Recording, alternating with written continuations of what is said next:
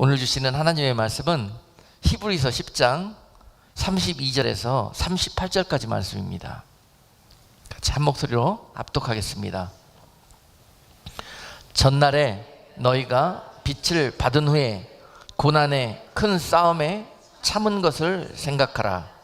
혹 비방과 환난으로서 사람에게 구경거리가 되고 혹 이런 형편에 있는 자들로 사귀는 자 되었으니 너희가 갇힌 자를 동정하고 너희 산업을 빼앗기는 것도 기쁘게 당한 것은 더 낫고 영구한 산업이 있는 줄 알미라. 그러므로 너희 담대함을 버리지 말라. 이것이 큰 상을 얻느니라. 너희에게 인내가 필요함은 너희가 하나님의 뜻을 행한 후에 약속을 받기 위함이라.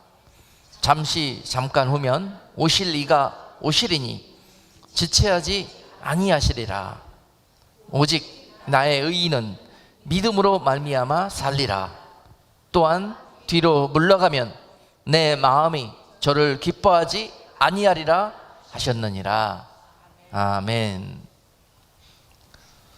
오늘 본문 말씀을 가지고 순교자의 신앙으로 무장하라 하는 말씀 증거하도록 하겠습니다. 최근에 여러분 신문지상에서 보셔서 알겠지만은 우리 주변에 엄청난 비극이 일어나고 있습니다. 네.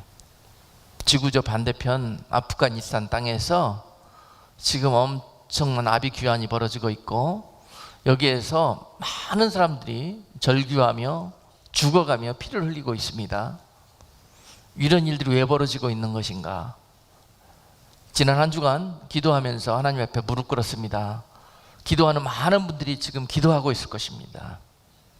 기도하면서 주셨던 하나님의 감동과 또 메시지를 오늘 여러분과 함께 나누고 싶습니다.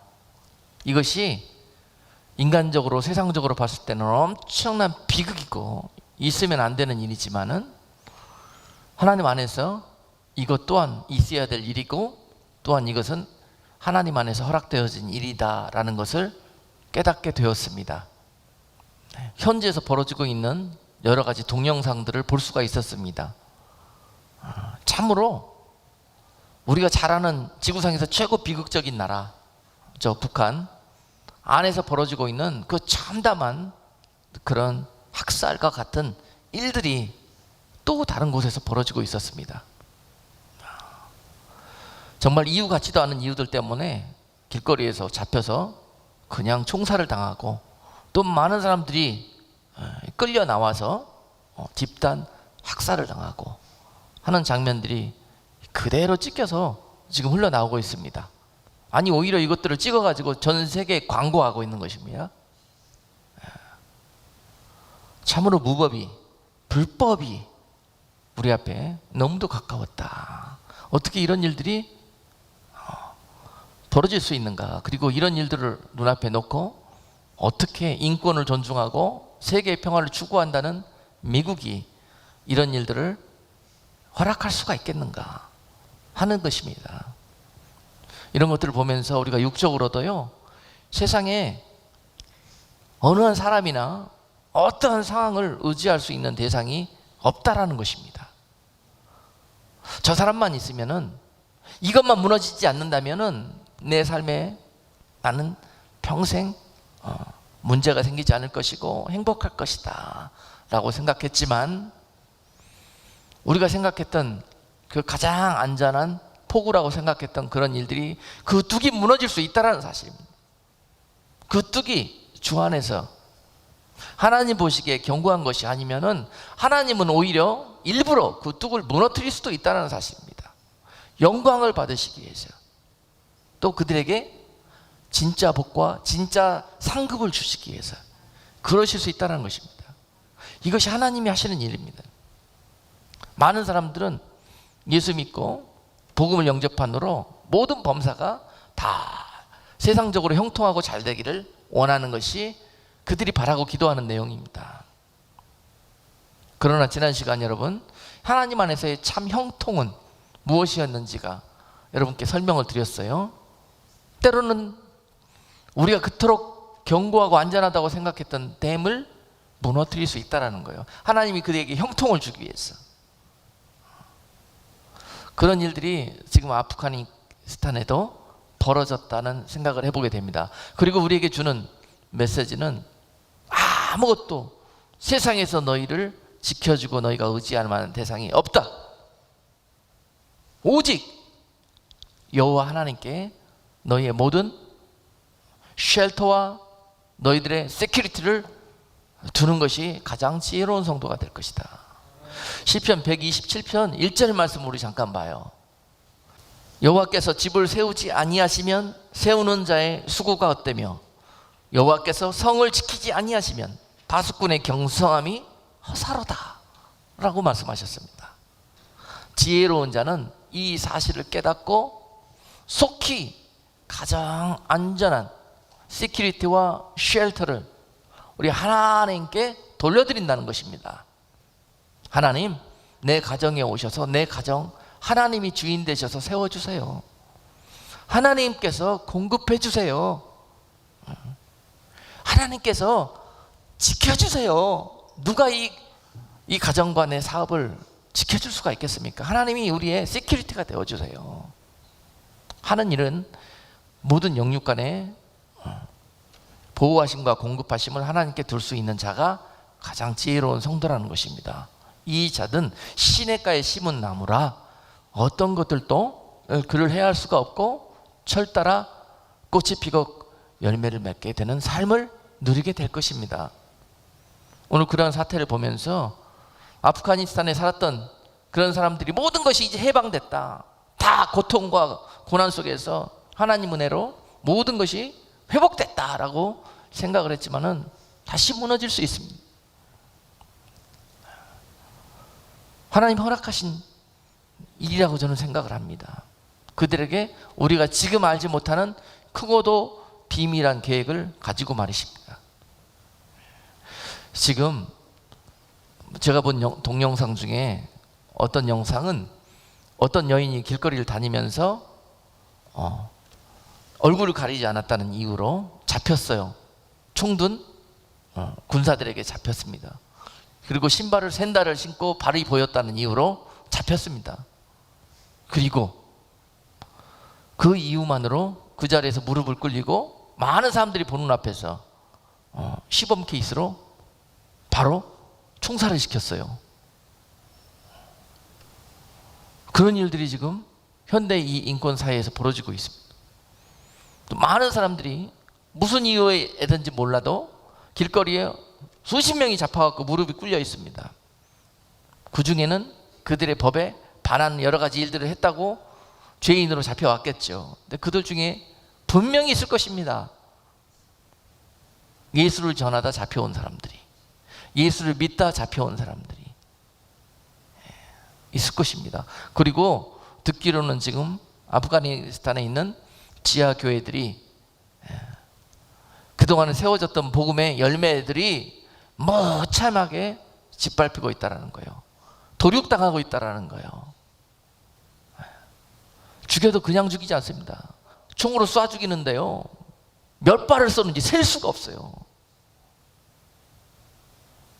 수십 발, 수백 발씩 쏴버려요. 거기다가 완전히 악한 독으로 세상에 예수 믿는 자들에게 공포와 증오와 두려움을 주어가지고 그들의 신앙을 흔들게 하긴, 그런 아주 드러내놓고 숨기고 하는 게 아닙니다.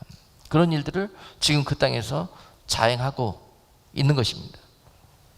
그런데 이것은 서두에도 말씀드렸다시피 있어서는 안 될 일이지만은 이 있어서 안 되는 일들이 벌어지는 일들은 하나님이 허락하셨다는 사실이에요. 허락하셨다는 사실입니다. 그리고 왜 허락하셨는지 기도하면서 하나님께서 주셨던 감동을 여러분과 함께 나누고, 또 한 주일 동안 여러분과 함께 이 제목을 가지고 기도하는 한 주일이 되기를 원합니다. 그리고 이 사건들을 통해서 우리도 저들처럼 순교자의 신앙을 한번 점검해보고 준비되지 않았다면은 우리 마음속에 삶 속에 다시 한번 순교자의 신앙으로 무장하고 예비하는 그런 한 주일 동안의 기도가 올려질 수 있기를 주님의 이름으로 축복합니다. 요한계시록 6장 9절로 11절의 말씀에 보니까요, 반드시 마지막 때가 가까워지면, 주님이 오셔서 심판할 때가 가까워지면 이런 일들이 벌어진다고 기록이 되어 있습니다. 다섯째 인을 떼실 때에 내가 보니 하나님의 말씀과 저희의 가진 증거를 인하여 죽임을 당한 영혼들이 제단 아래에 있어 큰 소리로 불러 가로되, 거룩하고 참되신 대주제여, 땅에 거하는 자들을 심판하여 우리 피를 신원하여 주지 아니하시기를 어느 때까지 하시려니까 하니, 각각 저희에게 흰 두루마리를 주시며 가라사대, 아직 잠시 동안 쉬되 저희 동무 종들과 형제들도 자기처럼 죽임을 받아 그 수가 차기까지 하라 하시더라.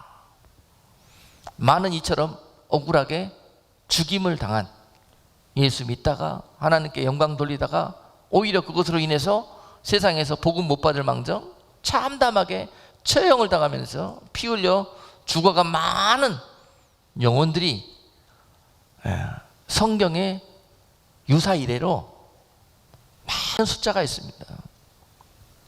구약시대 때부터 그래 왔고 또 현재 지금까지도 계속 그래 오고 있고 그래 오고 있습니다. 그러나 그 숫자들을 보면은요, 옛날에도 있어 왔지만은 현재 그 숫자들이 예수로 인해서 많은 어려움과 또 핍박과 죽임을 당하는 그런 숫자들이 기하급수적으로 늘어나고 있다는 사실입니다. 현재 지금 그런 시기에 있습니다. 선교지에서 또 각종의 영적 전쟁터에서 그런 일들이 벌어지고 있습니다. 우리는 여기서 등 따시고 배부르게 신앙생활 하다 보니까 그런 마음을 전혀 갖고 있지를 못하는데요, 실제 땅끝까지 복음이 증거되기 위해서, 그래야 주님이 오시므로 말미암아서 그런 일들이 있기 위해서 지금 치열하게 땅끝에서 그런 전쟁들이 벌어지고 있으면서 장렬하게 많은 사람들이 예수의 피를 뿌리며 순교하고 있는 그런 시대를 우리가 살고 있는 것입니다. 그래서 이 많은 일들은 하나님이 허락하셨다는 것을 오늘 그 본문을 통해서 볼 수가 있어요. 그 죽임을 당하는 수가 차기까지 하나님께서 기다리고 계신다는 거예요. 많은 억울한 영혼들이 주님께 신원합니다. 탄원합니다. 주님은 언제까지 우리가 죽음으로 있으면 됐지, 언제까지 이런 일들이 이 땅 가운데 있어야 되겠습니까? 빨리 해결해 주시라고 탄원했을 때 하나님이 오히려 기다려라, 아직 수가 차지 않았느니라, 이렇게 말씀하시는 거예요. 그 수가 차는 날 어떤 일들이 벌어지겠습니까, 여러분? 세상에 주님께서 하나님의 진노의 잔을 가지고 오실 것입니다. 그리고 하나님을 거역하고 주의 종들을 복음을 멸시하고 죽이는 그런 일을 했던 자들에게 그 잔을 부으시는 그런 때가 있을 것입니다. 공평하신 하나님은 그들의 핏값을 그들에게 돌리실 것입니다. 그날의 말입니다. 그게 바로 심판이에요. 그들이 심판받고 영벌에 처하게 될 이유입니다. 아멘. 우리가 이해할 수가 없어요. 왜 그들이 죽어야만 하는가. 그러나 그 피로 인해서 하나님이 하나님을 대적하고 하나님의 나라를 거역하고 무너뜨리는 그 영혼들을 심판할 하나님의 공평하신 이유로 사용하기 위해서 그러시는 것입니다. 그들은 그날에 심판대 앞에서 아무 말 없이 그들은 영벌에 들어가게 될 것입니다. 그 하나님의 진노가 주님이 오시는 그날에 이 땅에 심판으로 부어질 텐데요, 그것이 바로 7년 환란으로 이어집니다.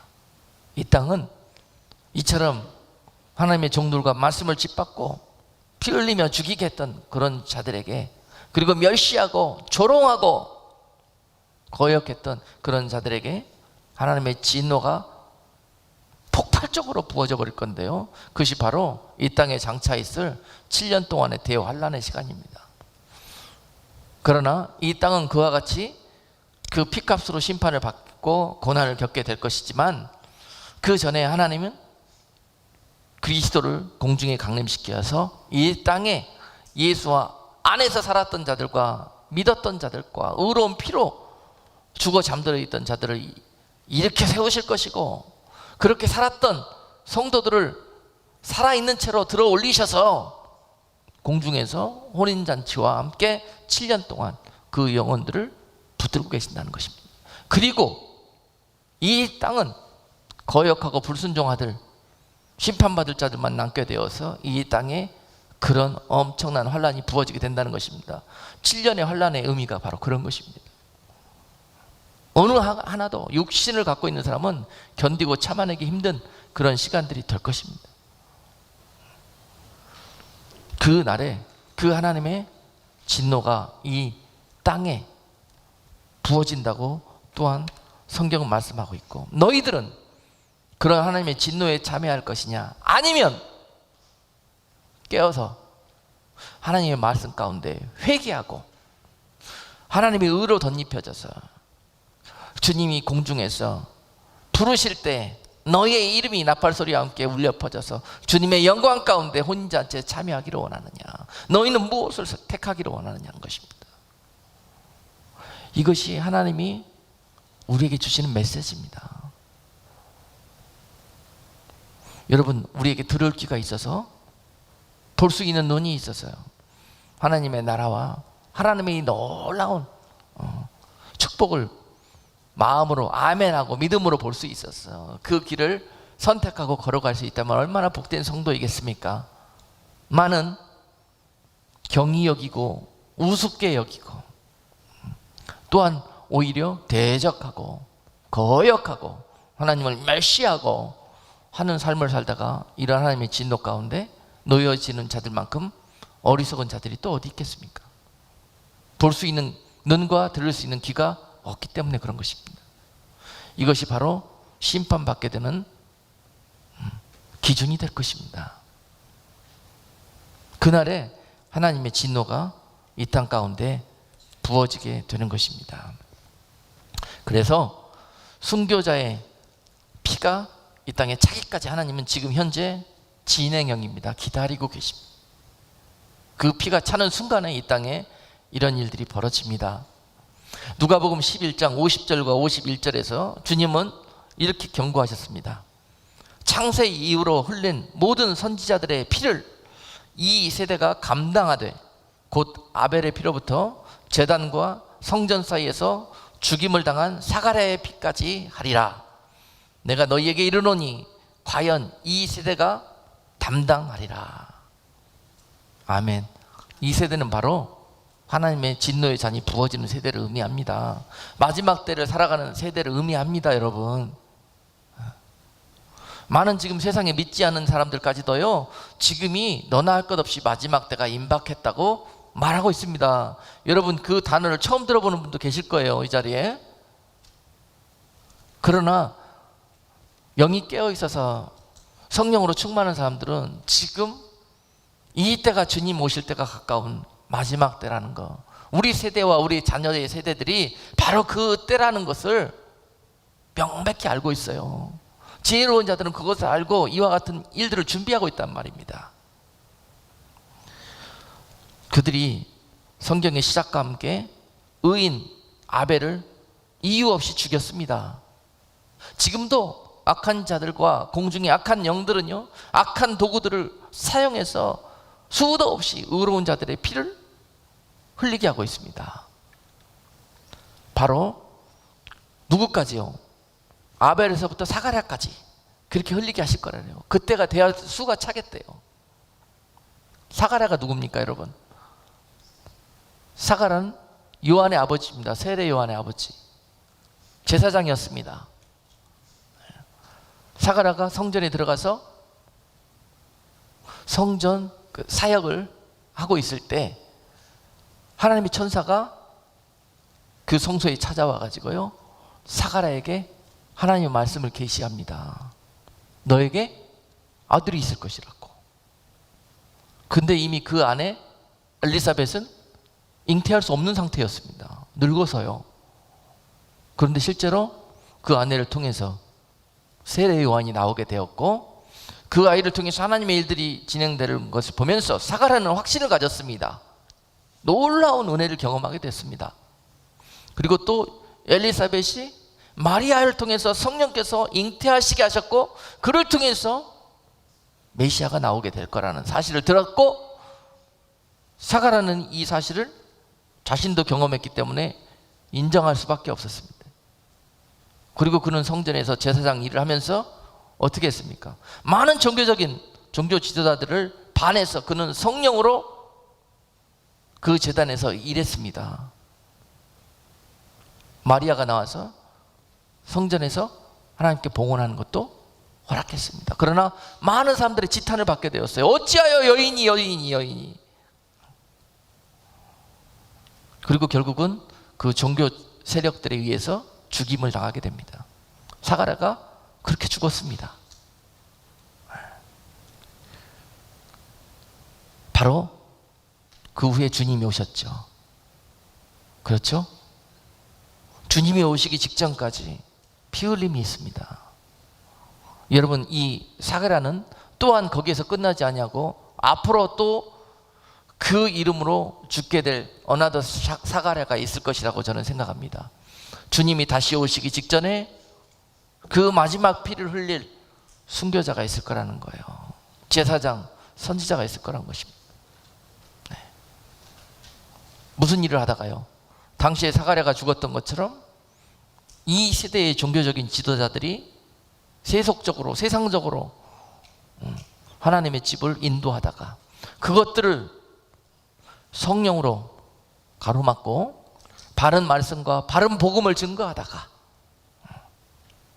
그들의 세력에 결국 처참하게 죽게 되는 그런 어나더 사가랴가 있게 될 거라는 것입니다. 그 수가 찼을 때 하나님은 보좌에서 일어나신다는 거예요.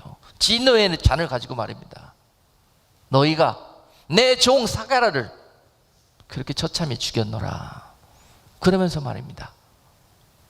그때까지 참고 계신다는 거예요. 이 세대가 그 모든 하나님의 진노의 잔을 감당하게 될 때 여러분들은 칭찬 얻는 하나님의 자녀들이 될 수 있기를 주님의 이름으로 축복합니다. 그래서 우리는 순교자의 신앙으로 무장해야 되는 것입니다. 바로 이 세대가 순교자의 신앙으로 무장될 때 바로 저와 여러분들을 통해서 마지막 그 사가랴의 피를 찾게 되실 수도 있습니다.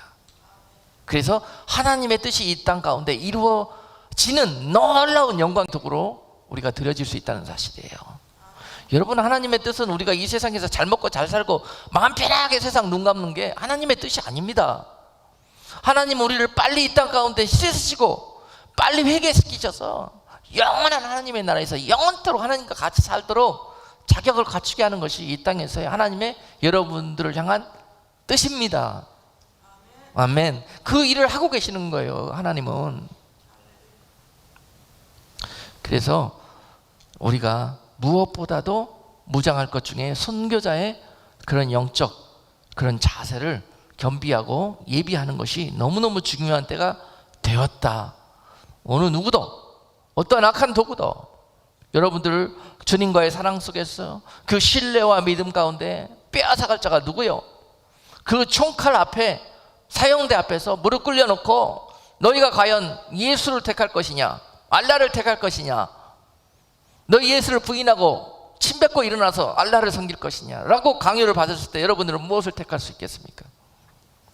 한번 겸손하게 여러분 스스로에게 물어보셔요.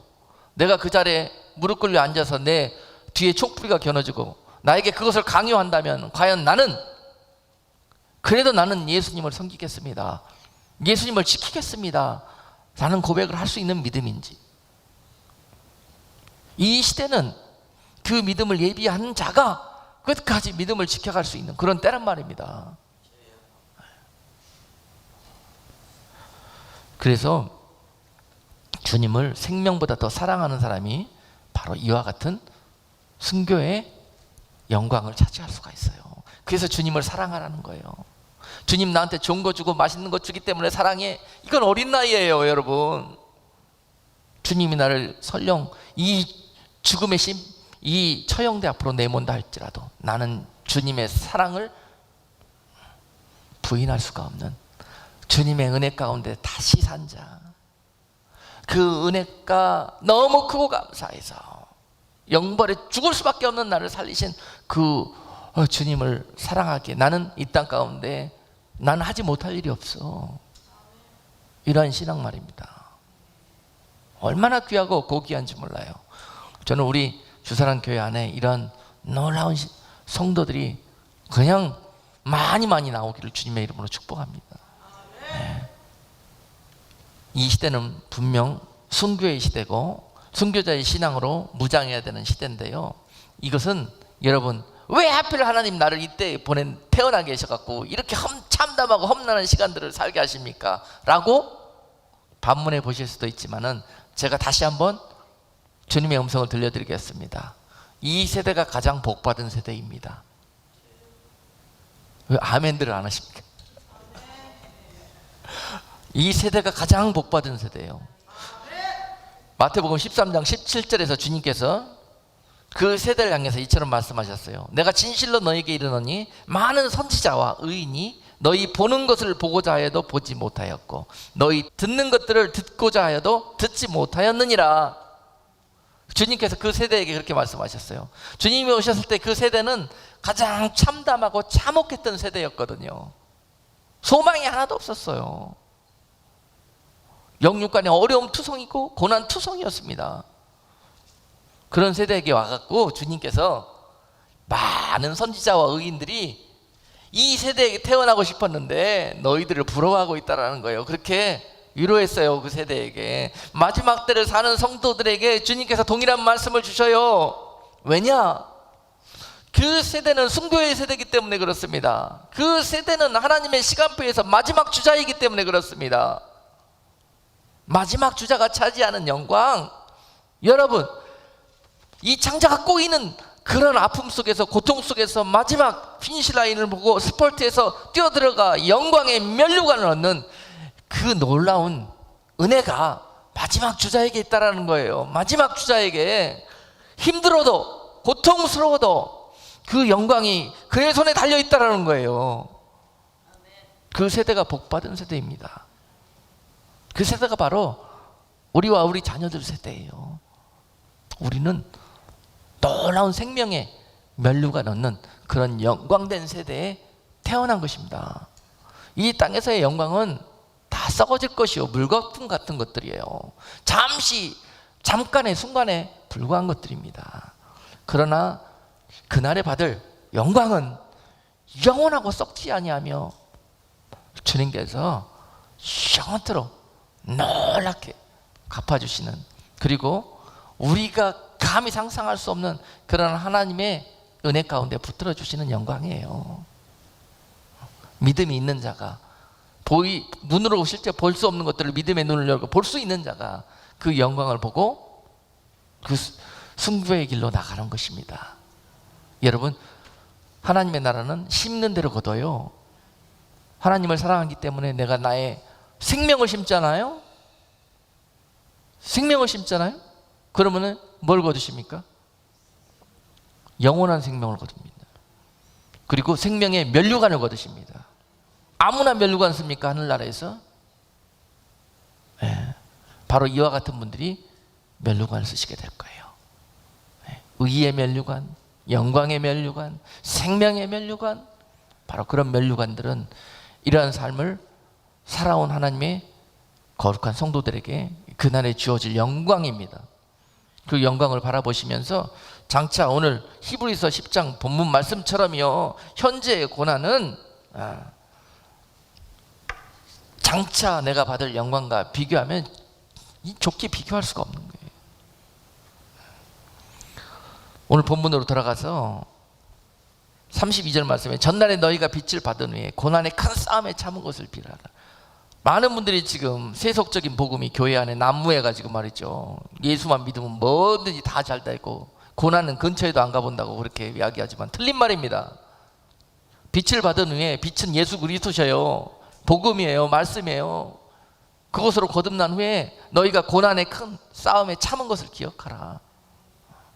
그렇게 된다는 거예요. 그 고난이 어떤 종류의 고난이었냐면은 비방과 환난과 많은 사람들에게 구경거리가 되고, 또 이렇게 코너에 몰려가지고 신앙생활 하다 보니까 교회 와 보니까 나와 같은 사람들이 교회에 다 모여 있는 거야. 이렇게 초대교회 보니까 그랬어요. 어려운 가운데 핍박 속에서 남편 눈치 보면서 신앙생활하는 처지에 있는 사람들이 보니까 이런 자들이 교회에 다 모여 있는 거야. 그 세상은 그들을 미련하고 참 손가락질하고 조롱합니다.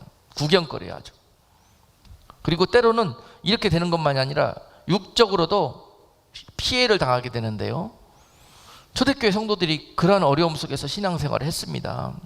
34절에 보니까 너희가 갇힌 자를 동정하고 너희 산업을 빼앗기는 것도 기쁘게 당한 것은 무슨 말이에요? 산업이 내가 갖고 있는 재산이 또는 내가 갖고 있는 이권이 예수 믿는 것 때문에 이유 없이 빼앗겼다는 거예요. 예수 믿는 것 때문에 이유 없이 처형당했다는 거예요. 그런 일들이 지금만 있는 것이 아니라 초대교회 때도 있었다는 것입니다. 그런데 당시 초대교회 성도들은 이 일들을 기쁘게 당했다는 거예요. 기쁘게. 왜 그런 힘이 나왔냐, 거기에서. 여러분, 교회 다니면서 내 거 하나도 안 뺏기게 다 지켜달라고 교회 나와서 기도하고 신앙생활 하는 분들이 많잖아요. 그런데 교회 나왔고 오히려 다 뺏겨버렸네. 이런 일들도 있었다는 거예요. 근데 그들은 기뻐했다는 거예요. 왜 그랬냐?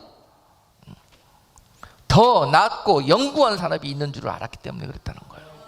이 땅에 썩어질 것들 빼앗겨서 하나님께 오히려 이 일들로 인해서 장차 받게 될 하나님의 은혜를 그들이 알기 때문에 기쁘게 여겼다는 거예요.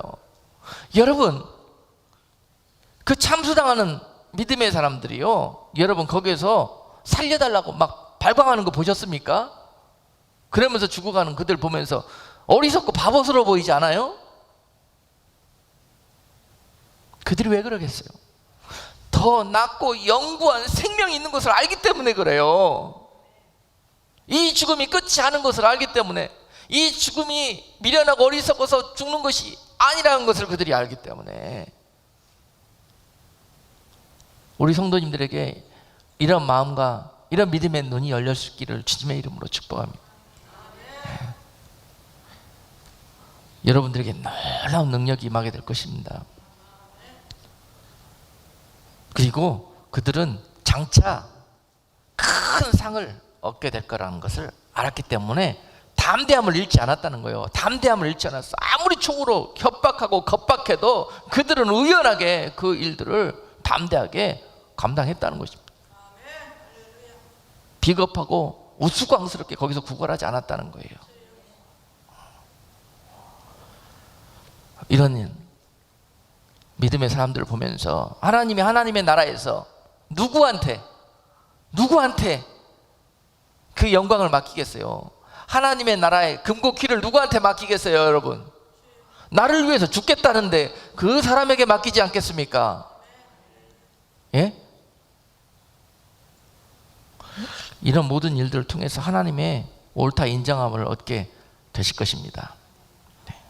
그런 세대가 바로 우리예요. 이 영광의 자리로 특별 초대받은 세대가 바로 우리 세대라는 것입니다. 그러니까는 우리가 왜 이런 세대에 살게 되고 왜 이런 세상에서 사느냐고 한탄하지 마시고, 이 세대에서 하나님이 우리를 향해서 바라시는 하나님의 뜻을 온전히 깨달으셔가지고 거기에 합당한 예복을 준비하시는 성도가 이 영광을 얻게 되실 것입니다. 세상은 이 영광을 가로막기 위해서요, 우는 사자처럼 마귀가 역사하는 때가 또한 이 때라는 거예요. 이 세대라는 거예요. 우는 사자처럼 역사한다는 것입니다. 그 영광을 차지하지 못하도록 믿는 자들에게 찾아가서 불같이 일하는 그런 때가 그런 거예요. 지금 마귀가 어디에서 일하겠습니까? 믿는 자들과 교회에서 일합니다, 여러분. 그래서 믿는 자들의 회중과 교회 안에 별일들이 다 벌어집니다. 그거를 모르는 사람들은 지혜가 없는 사람들이에요. 교회만 오면은 신령하고 천국 같고 좋은 사람들만 있고 그런 줄 알고 오면은 그건 어린 나이예요. 마귀가요, 믿음 있는 자, 하나님의 속한 자들을 넘어뜨리기 위해서 어디로 옵니까? 그들이 모여있는 곳에 오는 거예요. 그렇기 때문에 그런 일들이 그렇게 일어나고 있는 것은 당연한 것입니다. 그러면서 여러분들이 분별을 할 줄 알아야 돼요. 하나님께 속한 일들이냐, 마귀에 속한 일들이냐, 저는 마귀의 종이냐, 하나님의 종이냐 하는 것들을 분별할 수 있어야 돼요. 열매를 보면 알 수 있습니다. 열매를 보면. 그래서 그들이 교회에 어떤 바이러스를 뿌립니까? 일전에 한번 증거했습니다. 많은 악한 바이러스들을 와서 뿌려버리는데요, 그 중에 바이러스 중에서 대표적인 것이 요한계시록에 보면은 발람의 교훈과 니골라당의 교훈을 뿌렸다고 그랬습니다. 특별히 버가모 교회에게 이런 일들이 벌어졌었어요. 요한계시록 2장 14절로 15절 말씀해 보니까, 그러나 네게 두어 가지 책망할 것이 있나니 거기 네게 발람의 교훈을 지키는 자들이 있도다. 발람이 발락을 가르쳐 이스라엘 앞에 올무를 놓아 우상의 제물을 먹게 하였고 또 행음하게 하였느니라. 이와 같이 네게도 니골라당의 교훈을 지키는 자들이 있도다 라고 책망했습니다. 버가모 교회는요, 사단의 회가 있는 곳이라고 기록되어 있어요. 사단의 본부라는 거예요. 버가모 지역은 사단이 또아리를 틀고 있는 그런 사단의 본부였다는 거예요. 그곳에 세워진 버가모 교회, 얼마나 많은 공격을 받았겠습니까? 네, 저는요 개인적으로 우리가 살고 있는 이 나라 미국이 버가모 지역처럼 사단의 본부가 있는, 사단이 또아리 틀고 있는 그런 지역이라고 생각을 합니다. 그런 지역에서 신앙생활하고 있는 자들이 바로 우리라는 것입니다. 동의를 하시든 안 하시든 세상에서 천국과 같은 나라가 바로 미국이지 않습니까? 그러나 버가모 지역이 왜 사단의 회가 되었어요? 라오디게아 지역이 왜 사단의 회가 되었어요? 잘 살기 때문에, 힘이 있기 때문에, 부강하기 때문에 그걸 의지한다는 거예요. 그것으로 많은 사람들을 미혹한다는 거예요. 주님 못 믿고 돈을 믿게 하고 힘을 믿게 하고 그렇게 만든다는 것입니다. 사단의 회가 있는 곳입니다. 자, 정신 똑바로 차려야 됩니다. 우리가 그런 곳에서 살고 있고 우리 교회도 이런 곳에 세워져 있습니다. 당연히 이런 공격이 들어옵니다. 어떤 공격이요? 발람의 교훈을 뿌려버린다는 거예요. 영적 바이러스들을. 그래서 거기에 취하게 만들어버려요. 그 병에 걸리게 만들어요. 발람의 교훈이 뭡니까? 민수기서 22장에서 25장까지의 내용이 나오는데요, 거기 보면은 하나님의 군대 이스라엘이 너무 강하다는 말을 듣고 그들이 가나안으로 진격한다는 말을 듣고 이제 많은 사람들이 벌벌 떱니다. 그 중에서 모압 나라가 벌벌 떨다가 계책을 마련했는데 발람이라는 선지자를 그 나라 왕 발락이가 초대를 해갖고, 야, 이 일이 어떻게 이 일을 모면할 수 있겠느냐 지혜를 물어보니까 이제 이런 계책을 가르쳐 주다가 실패하니까 마지막에 어떤 계책을 가르쳐 주냐면요, 저들에게는 강한 이유가 하나님이라는 신이 있다. 하나님이라는 신과의 관계만 끊어버리면 저들은 오합지졸이다. 그러면 어떻게 끊을 수 있느냐 그러면서 비책을 가르쳐 주는데 거룩함을 깨트려 버리라는 거예요. 범죄하게 만들으라는 거예요. 그러면은 그들의 강력한 하나님이 그들을 도울 수 없다라는 것입니다. 그래서 이길 수 있다라는 거예요. 그런 계책을 가르쳐 주면서 이 발락 왕에게 발람이 이런 것들을 이야기합니다. 하나님의 선지자로 부름을 받고 참 하는 짓거리 참 기가 막힙니다. 하나님의 나라와 하나님의 교회를 무너뜨리는 그러한 비법을 가르쳐주고 다니고 그런 길로 인도하고 다니고, 지금 선지자라는, 많은 지도자라는, 하나님께 옳게 인도해야 되는 인도자라는 사람들이 지금 이 발람과 같은 일들을 하고 다니고 이런 교훈들을 교회에 뿌리고 다닌다는 거예요. 세속주의, 기복주의 그런 복음들 말입니다.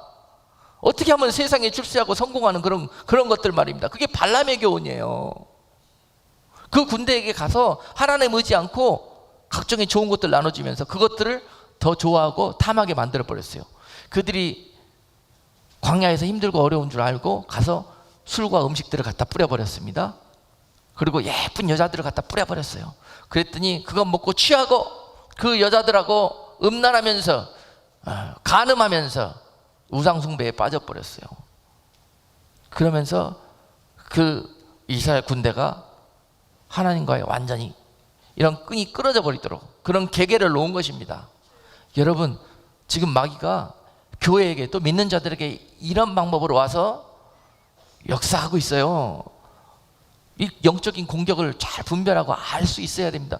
아이고, 이게 웬 복인가, 이게 웬 떡인가, 그러고 넙죽 먹으면 큰일 납니다. 여러분, 분별을 할 줄 알아야 돼요.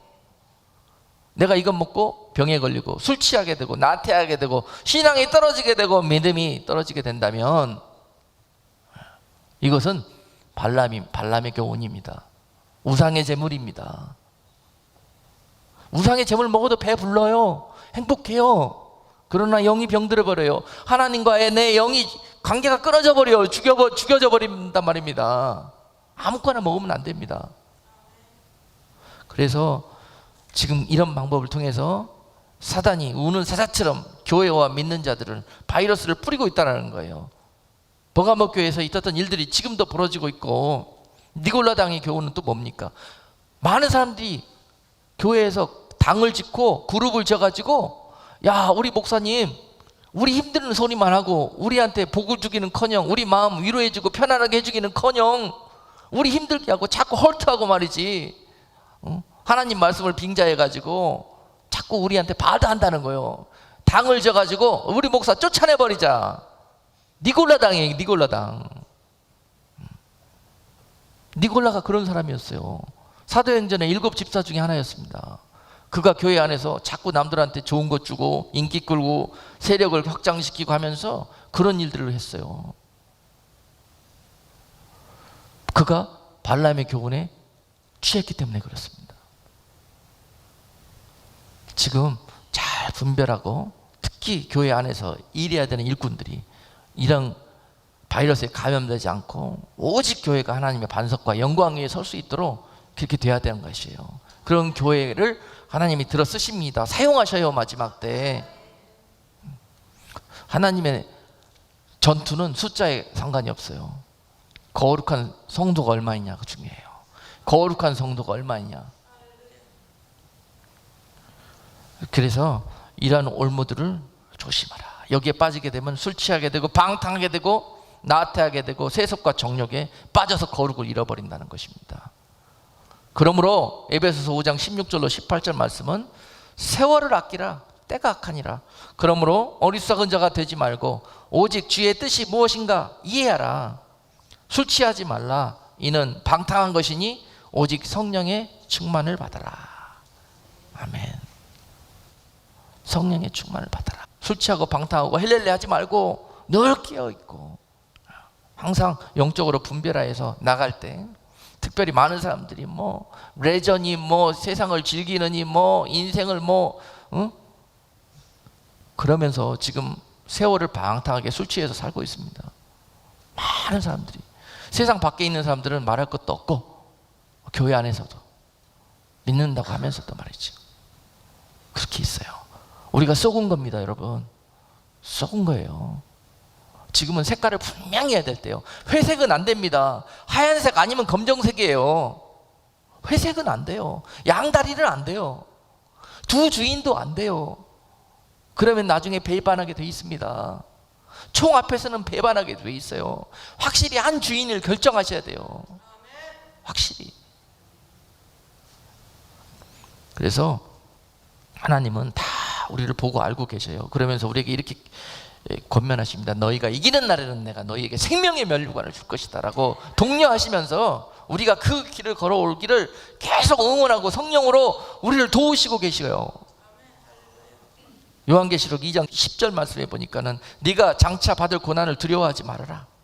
볼지어다 마귀가 장차 너희 가운데서 몇 사람을 옥에 던져 시험을 받게 하리니 너희가 10일 동안 환난을 받으리라. 네가 죽도록 충성하라. 그리하면 내가 생명의 면류관을 네게 주리라. 할렐루야. 이와 같은 약속을 주시면서 야, 죽어도 죽는 것이 아니다. 만약에 죽을 일이 있어도 내가 살려줄 것이지만 만약에 죽게 된다라도 그게 죽은 것이 아니다. 할렐루야.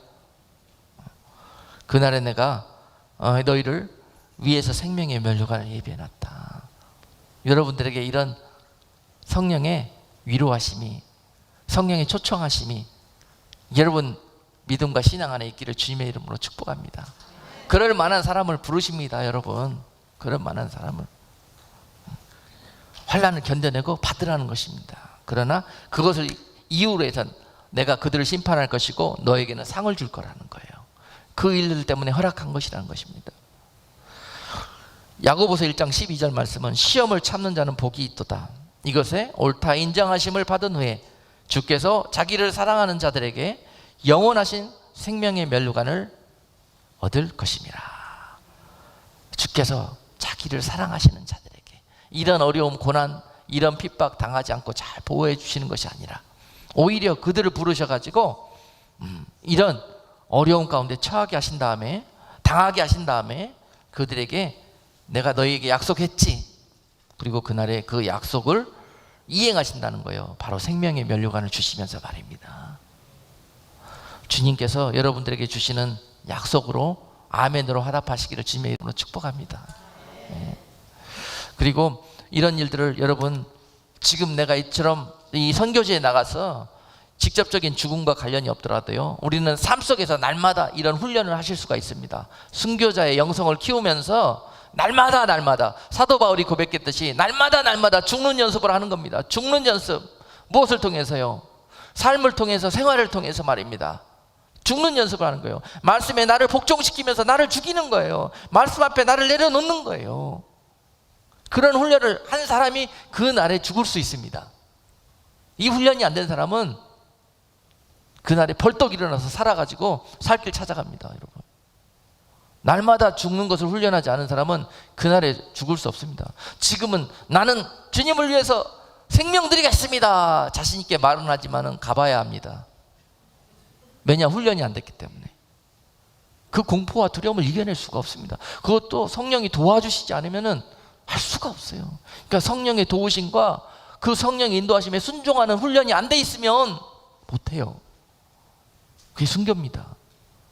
육적이고 육적인 육을 쓴 우리가 이 세상을 살면서 얼마나 죽을 일이 많겠습니까? 죽지 않으면은 내가 살고 살아서 하나님의 영광 가리고 또 마귀의 종로를 타고 다니고 하는 그런 짓거리 하고 다닌단 말입니다. 나를 죽이지 않으면, 내 생각과 내 자존심과 내 자아를 죽이지 않으면 성령의 도구로 쓰임을 받을 수가 없습니다.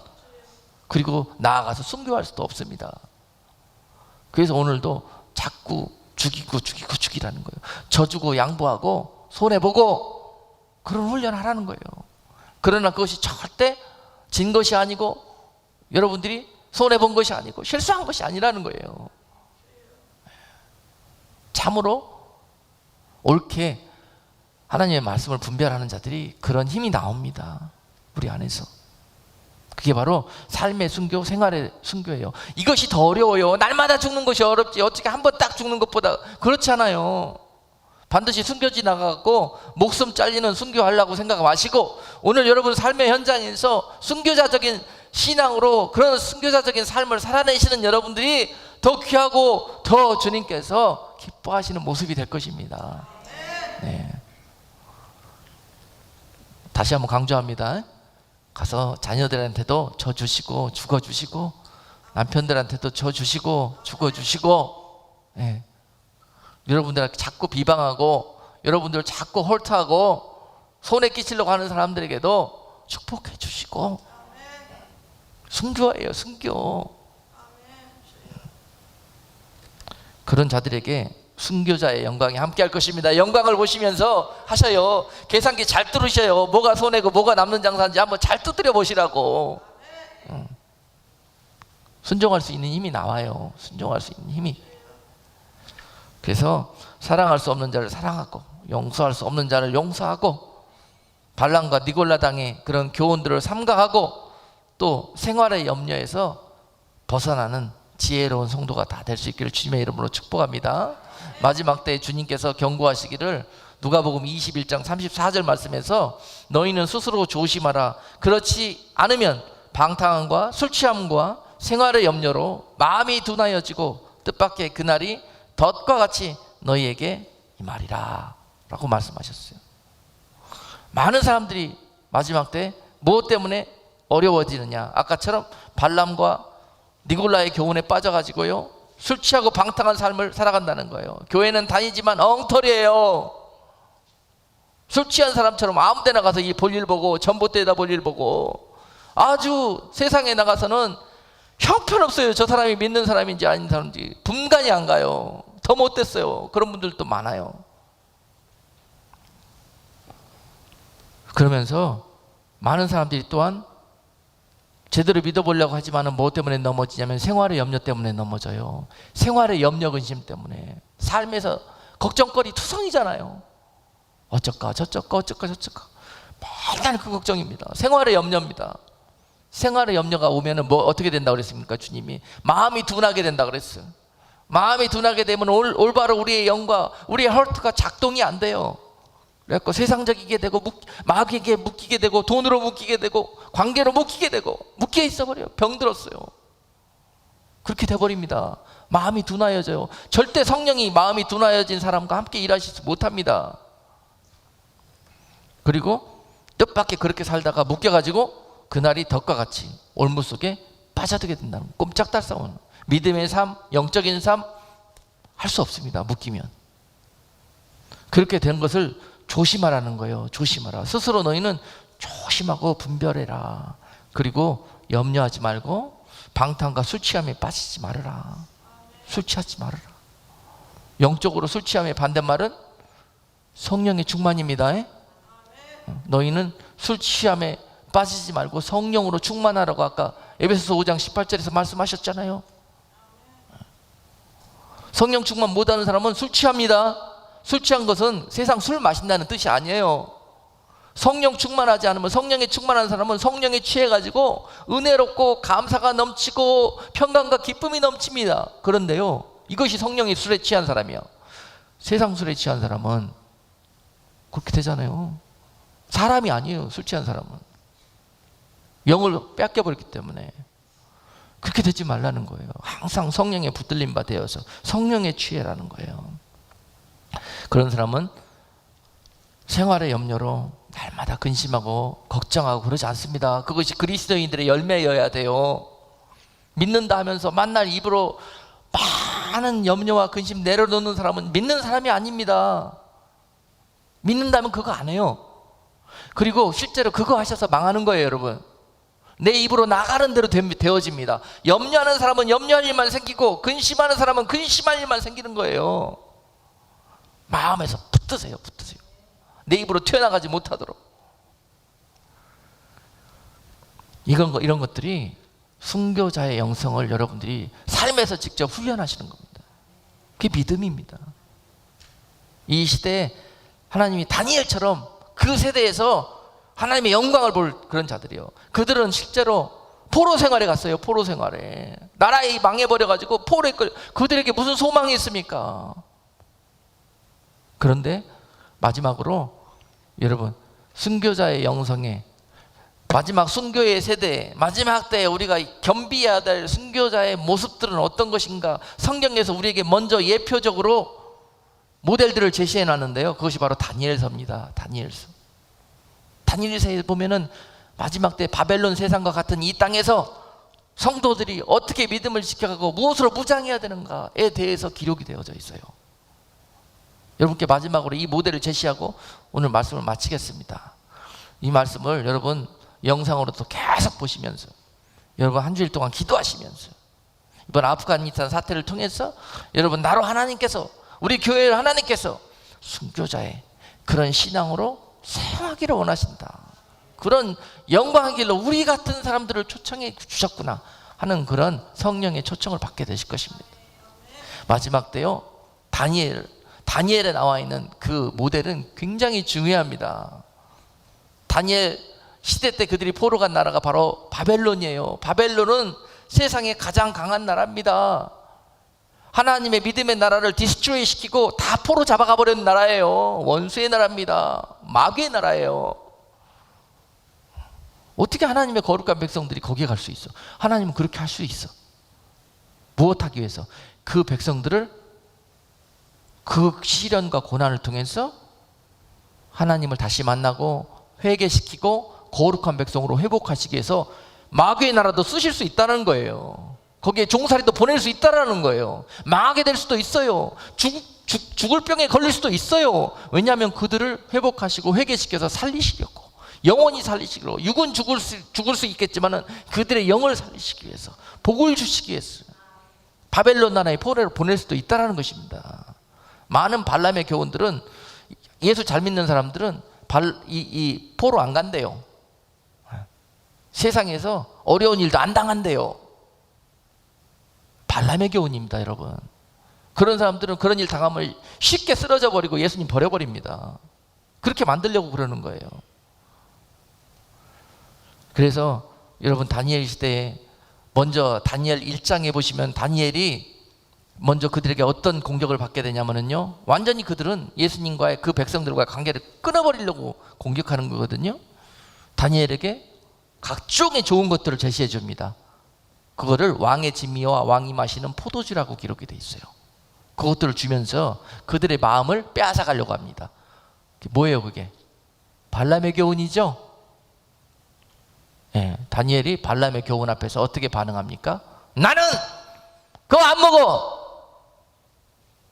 다른 사람들은 안 먹으려면 놔줘. 그래요. 그렇게 좋은 것들이야. 근데 하나님 안에서는 안 좋은 거예요. 이거 먹으면 내가 취해. 이거 먹으면 내가 영이 죽어. 이거 먹으면 내가 하나님과의 관계가 끊어져. 이걸 아는 거예요, 다니엘은. 안 먹어. 그렇게 이야기할 수 있어야 돼요. 훈련을 통해서 되어집니다. 내가 내 영 속에서, 내 마음 속에서 가지고 있는 가치가 무엇인고, 내 안에서 주인이 누구인가에 따라서 이 고백이 나오는 거예요. 이걸 훈련하고 연습하라는 거예요. 마지막 순교자의 신앙으로 무장하는 것은 그런 것입니다. 예?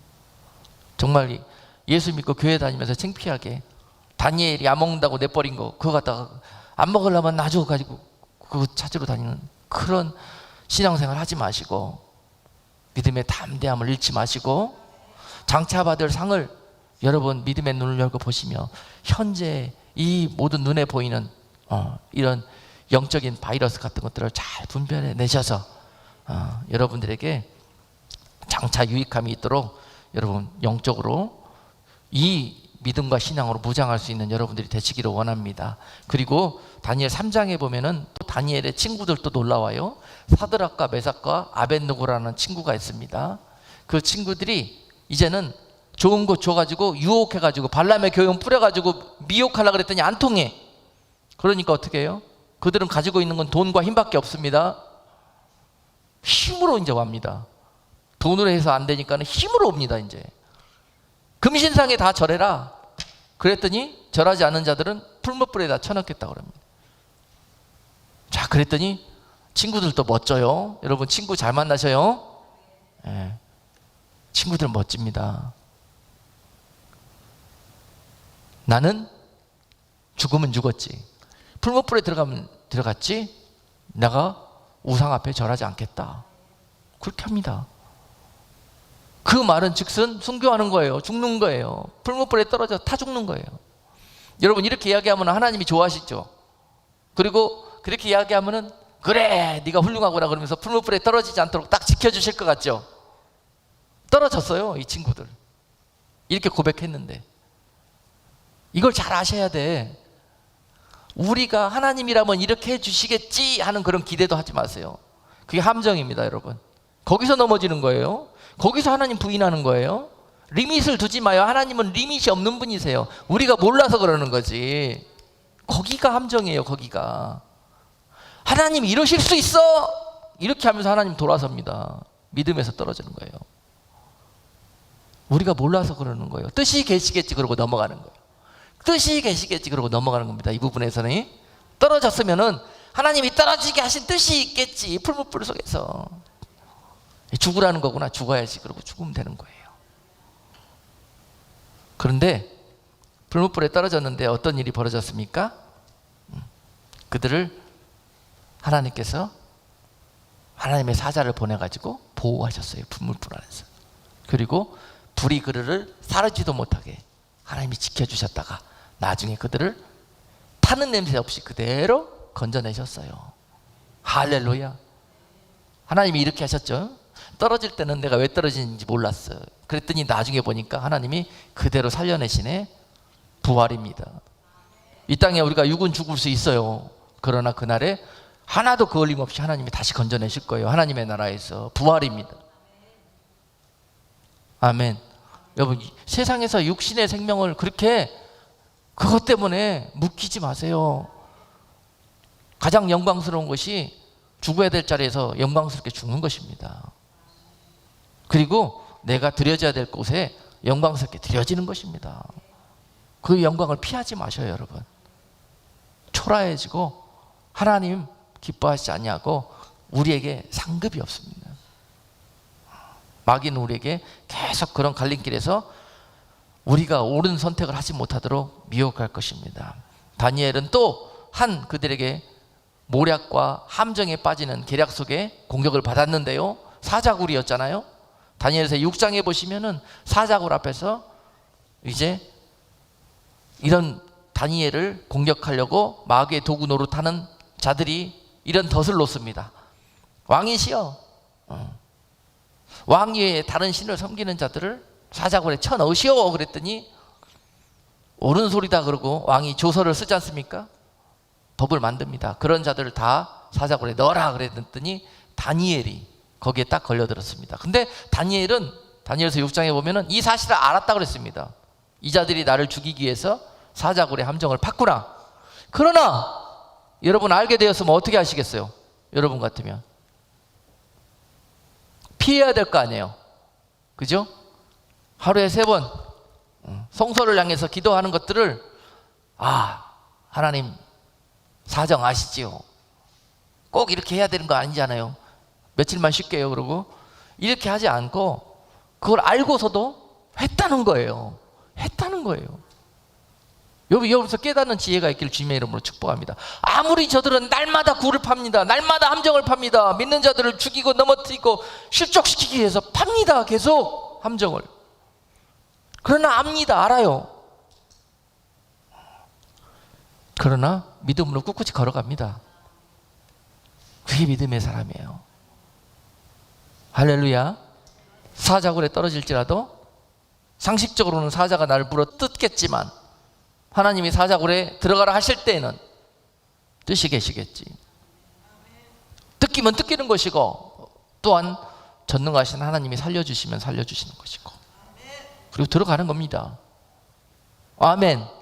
다니엘이 야 이놈들 봐라 이런 계계를 쓰네 그러고 사자굴 안 들어갔습니까? 그걸 알면서도 들어갔다고 기록이 되어 있습니다.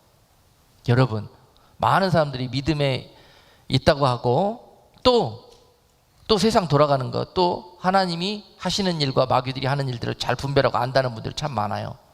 특별히 마지막 때이기 때문에 곳곳에서 사자굴을 파고 있습니다 지금. 그런데 그것을 세상적으로 피할 생각 마셔요. 피할 데가 없습니다 여러분. 세상은 피할 수가 없어요. 신뢰하시는 하나님을 믿으셔요.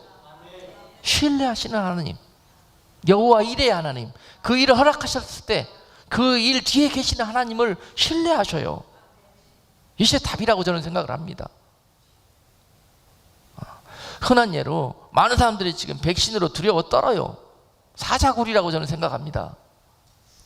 분명히 그것을 당해서 해를 거기에 넣어놓고 그것을 강요하고 자꾸 그런 사회를 만들어 나가는 거 맞습니다. 저도 그렇게 생각을 합니다. 그러나 그들 뜻대로만 되는 것이 아닙니다. 하나님이 살아계시고 그 백성들과 함께 하시고 믿음의 편에서 그를 의지하고 부르고 있는 자들의 기도를 듣고 계신다는 거예요. 그것을 신뢰하라는 거예요. 왜 세상을 무서워하냐고요. 왜 하나님을 대적하는 자들을 무서워하냐는 거예요. 우리와 함께 하시는 하나님, 그분을 신뢰하셔요.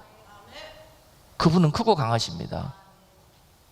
그래서 사자굴에 들어갔던 다니엘은요 결국은 하나님께서 바로 다니엘을 따라서 하나님의 사자를 그곳에 보내서 사자 입을 봉해버렸고, 아멘, 사자 입을 봉해버리셨고 결국은 그곳에서 아무 해를 당하지 않고 나올 수 있게 되었습니다.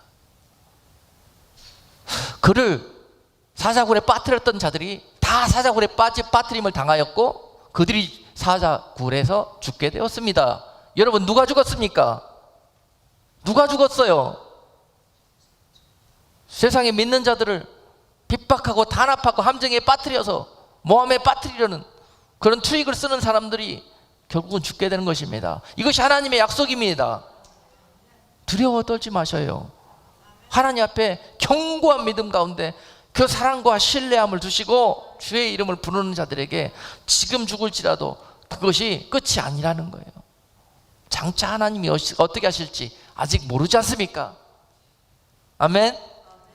그러므로 오늘 말씀을 듣는 분들마다 이 시간에 여러분 더 말씀을 몇 번 더 들으시면서 더 여러분들이 순교자의 신앙으로 기도하시면서 사모하시면서 겸비하고 예비되신다면 이 마지막 때 정말 여러분들의 삶을 통해서 하나님이 다니엘처럼 이 세대 그 믿음의 사람들처럼 그렇게 세상에 높이 들려가시고 하나님을 세상으로 향해서 살아계신 하나님을 경외하고 찬양하게 만드실 거란 것입니다.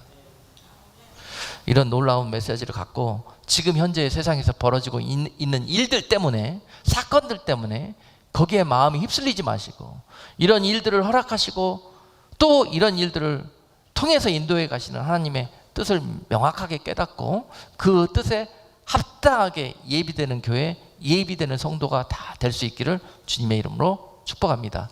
기도하겠습니다.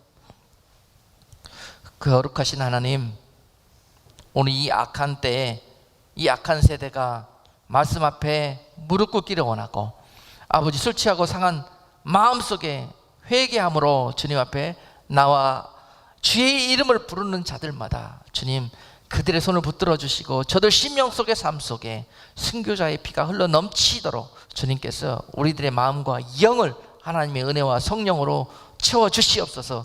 주님께서 이 마지막 영광을 위하여 이름을 부를 때 주님 나의 이름을 불러 주시옵소서로 주님 앞에 간구하는 자들 다 될 수 있도록 축복해 주시옵소서. 예수 그리스도 이름으로 기도드리옵나이다. 아멘.